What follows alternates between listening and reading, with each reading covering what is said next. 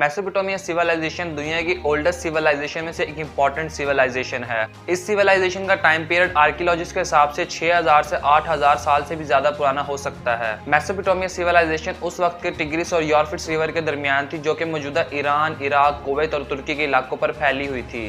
آج ہم اسی سیولائزیشن کے بارے میں جانیں گے ہسٹری کی اس دلچسپ ویڈیو میں، تو چلتے ہیں ہسٹری کی گہرائیوں میں۔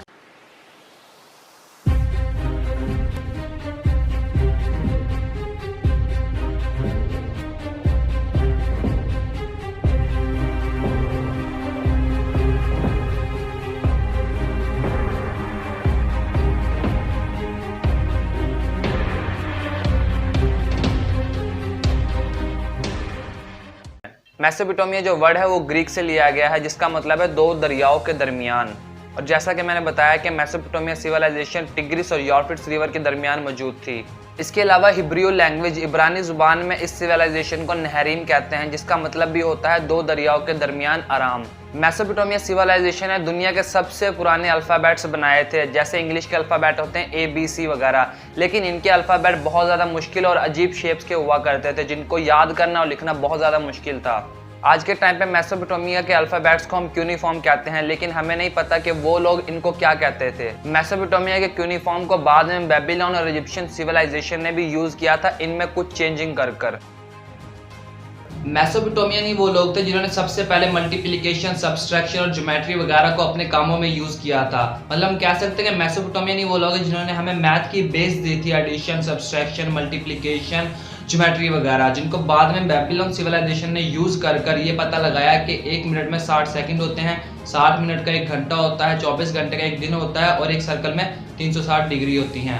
اس کے علاوہ بیبیلون سیولائزیشن نے پائی کو بھی ڈسکور کیا تھا، جس کی ویلیو انہوں نے 3.13 نکالی تھی، جو کہ آج کے دن 3.14 ہے، مطلب بہت زیادہ کلوز۔ میسوپوٹیمیا سیولائزیشن ٹیکنالوجی میں اس وقت میں بہت زیادہ آگے تھی۔ وہ سافٹ میٹل، گولڈ، سلور اور ہارڈ میٹل آئرن کو بھی یوز کرنا جانتے تھے، بلکہ انہوں نے تو اپنی آرمی کے لیے آئرن سے بنے ہوئے ویپن اور آرمر بنائے تھے۔ میسوپوٹیمیا ہی وہ لوگ ہیں جنہوں نے سب سے پہلے ٹیکسٹائل میکنگ اور گلاس میکنگ کو ڈسکور کیا تھا۔ میسوپوٹیمیا کے لوگ انجینئرنگ فیلڈ میں بھی بہت زیادہ آگے تھے۔ انہوں نے اپنے ہر شہر کے لیے ایک انفراسٹرکچر بنایا ہوا تھا ڈریننگ سسٹم کے لیے، کہ کیسے پانی شہر میں آئے گا اور کیسے گندا پانی شہر سے باہر جائے گا۔ میسوپوٹیمیا کے لوگ بھی وہ لوگ تھے جنہوں نے سب سے پہلے ویل کا استعمال کیا تھا ٹرانسپورٹ کے لیے، چیزوں کو ادھر ادھر لے کر جانے میں۔ میسوپوٹیمیا سیولائزیشن ایسٹرولوجی فیلڈ میں بھی اپنے دور میں بہت زیادہ آگے تھی۔ ان کے لوگوں میں سن، مون، ارتھ، پلینٹ جیسے مارس، جوپیٹر، وینس اور سیٹرن وغیرہ کا کانسیپٹ بھی تھا۔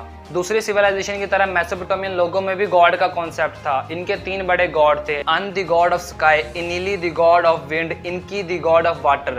اس کے علاوہ میسوپوٹیمیا کے لوگوں نے آسمان میں 7 بڑی چیزوں کے لیے بھی گاڈ اور گاڈیس بنائی ہوئی تھی، جیسے شماش the God of sun, ننا the God of moon, ایشتار the گاڈیس of love and war and also the گاڈیس of Venice, نرگال the God of Mars, نابو the God of mercury, مردک the God of Jupiter, نینورتا the God of Saturn.